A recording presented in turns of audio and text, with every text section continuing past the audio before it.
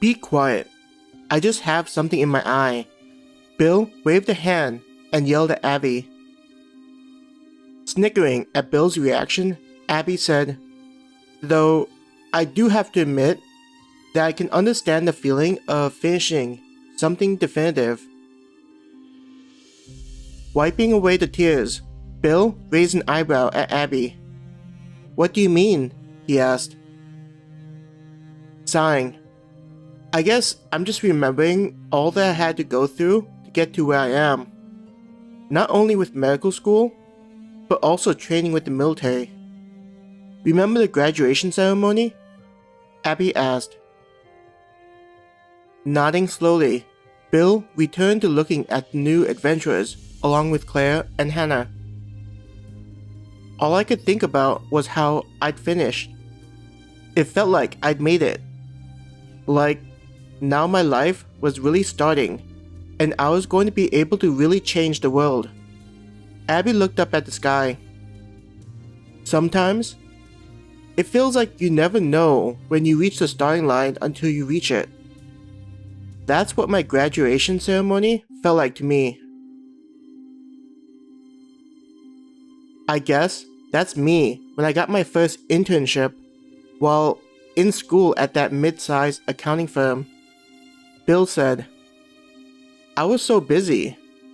I don't think I saw Hannah and my family during the entire time I was working there. He chuckled at the memory. Abby chuckled back. I remember talking to my mom and hearing about that. Your mom would talk to my mom about being concerned you're working too hard. Which is funny considering the rest of your family, except for Hannah, who was still in primary school, are doctors with crazy hours. Hearing Abby's words, Bill couldn't help but crack a smile. Don't I know it? I get lectured by Tommy that I needed to come home more often. This is when he was in the military, training at the same place you were. My family hadn't seen him for ages, and here he was lecturing me. Bill sighed at the thought. Stretching out her arms, Abby chuckled, knowing how Tommy could act to his younger brother. Being the oldest child, Tommy tended to think of himself as the secondary leader in the family after his father. This meant that both Bill and Hannah would get lectured by Tommy whenever they messed up.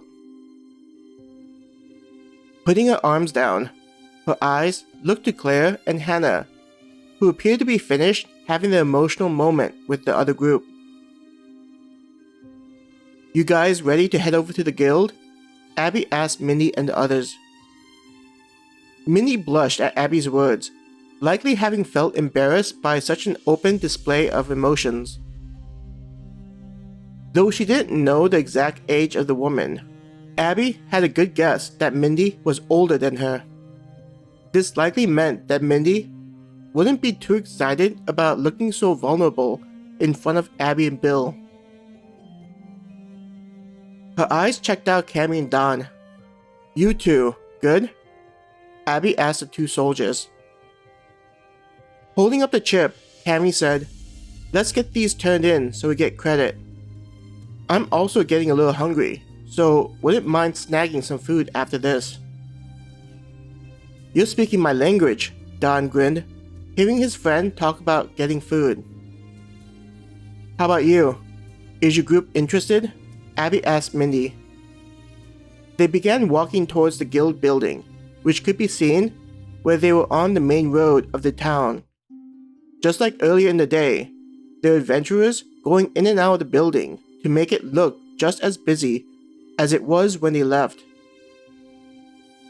Nodding, Mindy said, My group would be happy to join for some food. It'll be a good chance to get some tips from people with experience too. She turned her head to her group. The rest of Mindy's group looked appreciative of Abby's invitation to join them. Little sister, you guys got time? Abby asked Claire. She remembered that Claire and Hannah were waiting for things to finish in their workshop. Claire sighed. We should honestly go back to our workshop. I'm pretty certain the coal should be finished, being converted into coke. There's some other stuff we need to do. If we want to start making throwing weapons for adventurers, we need to quickly start developing our skills. Hannah agreed with Claire.